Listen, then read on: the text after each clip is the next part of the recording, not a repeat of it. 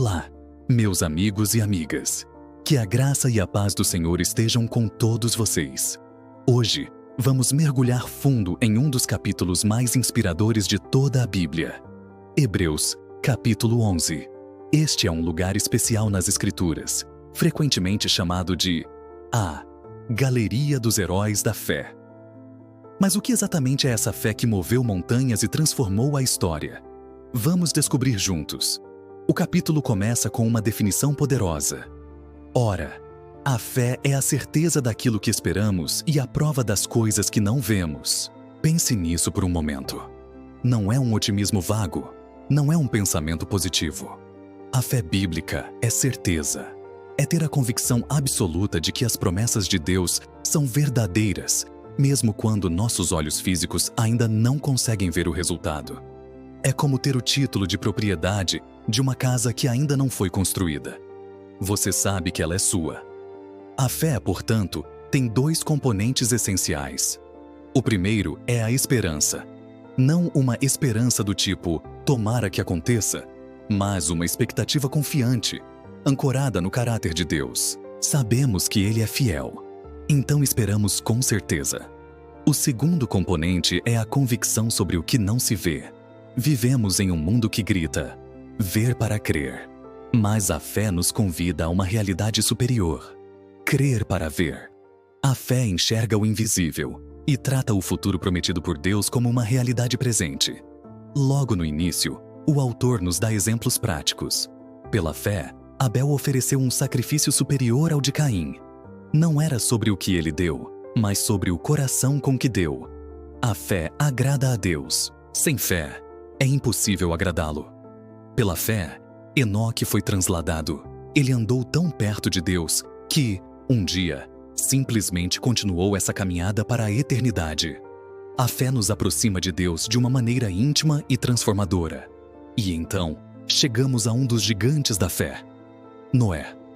Pela fé, Noé, divinamente avisado sobre coisas que ainda não se viam, construiu uma arca para salvar sua família. Imagine a cena. Um homem construindo um barco gigantesco no meio da terra seca. As pessoas devem ter rido, zombado, chamado-o de louco. Por décadas, ele trabalhou em obediência, crendo na palavra de Deus contra toda a lógica humana e toda a pressão social. A fé verdadeira nos leva a obedecer a Deus, mesmo quando não entendemos tudo, mesmo quando parecemos ridículos para o mundo. Sua fé não apenas o salvou, mas também condenou o mundo incrédulo ao seu redor.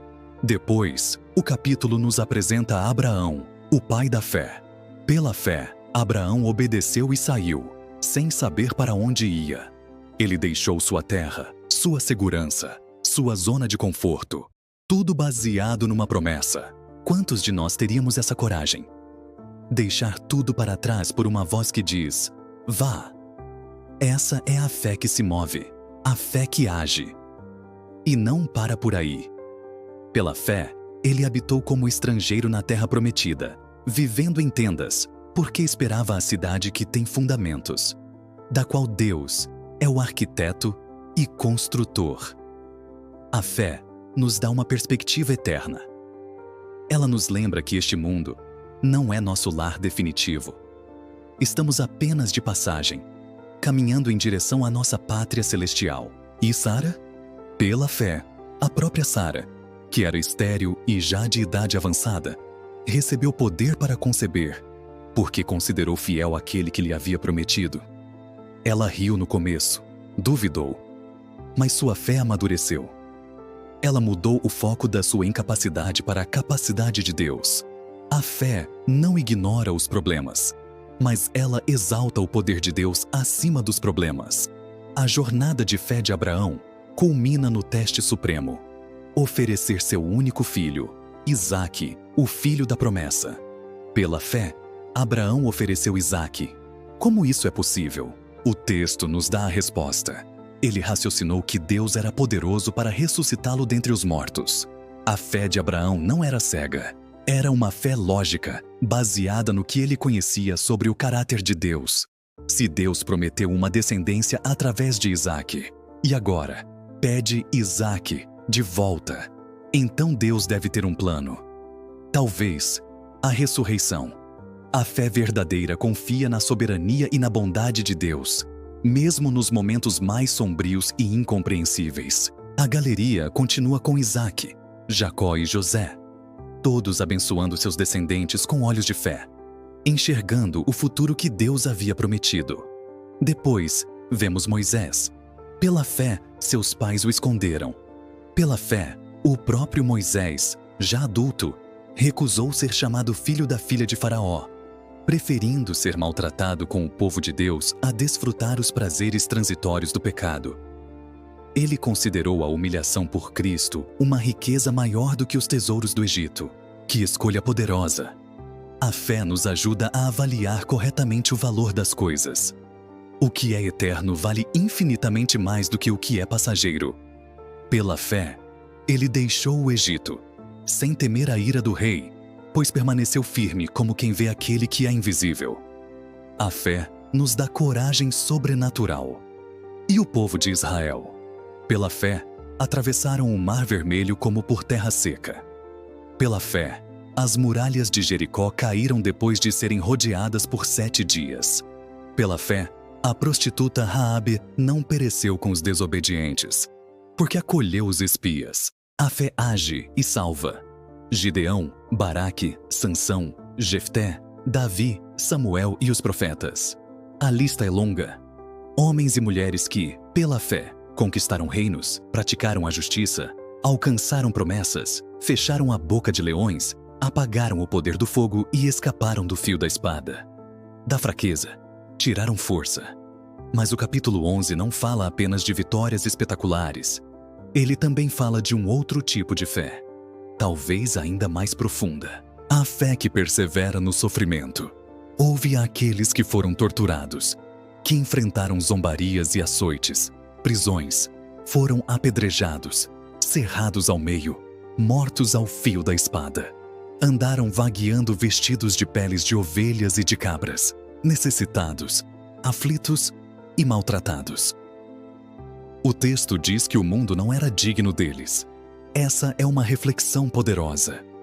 Às vezes, pensamos que ter fé significa que Deus sempre vai nos livrar do sofrimento. Mas Hebreus 11 nos mostra que, às vezes, a maior demonstração de fé é perseverar através do sofrimento, com os olhos fixos na promessa futura.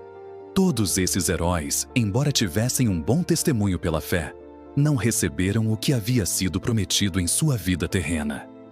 Por quê? O versículo final nos dá a resposta. Deus havia provido coisa melhor a nosso respeito, para que eles, sem nós, não fossem aperfeiçoados. Nós, que vivemos depois da cruz e da ressurreição, temos uma revelação ainda mais completa. Vivemos na era do cumprimento. Aquilo que eles viram de longe, nós vemos de perto. A coisa melhor é Jesus. Ele é o autor e o consumador da nossa fé. Então, o que Hebreus 11 significa para nós hoje? Significa que somos chamados a viver essa mesma qualidade de fé. Uma fé que não é apenas um sentimento, mas uma certeza. Uma fé que obedece, mesmo sem entender. Uma fé que enxerga o invisível e valoriza o eterno. Uma fé que persevera tanto na vitória quanto no sofrimento. Olhe para a sua vida agora. Onde Deus está te chamando para exercer fé? É em uma decisão difícil? Em uma promessa que parece impossível? É para perseverar em meio a uma provação? Lembre-se desta grande nuvem de testemunhas. Eles estão torcendo por nós. Eles nos mostram que é possível.